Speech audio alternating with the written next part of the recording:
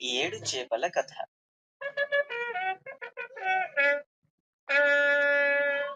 అనగనగా ఒక రాజు.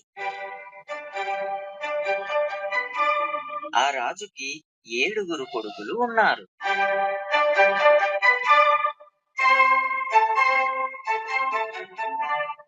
ఈ 7 కొడుకులు ఒకరోజు చేపలు పట్టడానికి వేటకు వెళ్ళారు.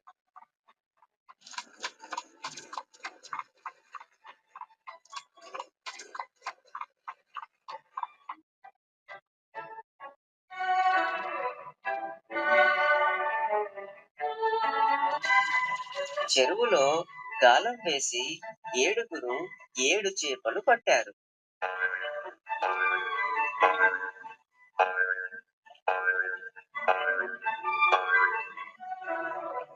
ఈ 7 చేపలని ఇంటికి తీసుకెళ్లారు.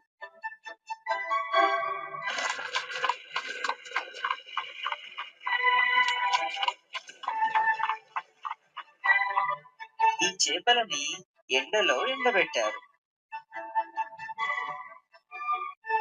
ఈ 7 చేపలలో 6 చేపలు ఎండాయి కానీ ఒక్క చేప మాత్రం ఎండలేదు. అప్పుడు రాజకుమారుడు వచ్చి చూశాడు. రాజకుమారుడు ఆ చేపతో ఇలా అన్నాడు: చేపా చేపా, అన్ని చేపలు ఎండాయి కానీ నువ్వు మాత్రం ఎందుకు ఎండలేదు? నాకు గడ్డి మోపు అడ్డం వచ్చింది, అందుకే నేను ఎండలేదు. గడ్డి మోపు నన్ను ఆవు మేయలేదు,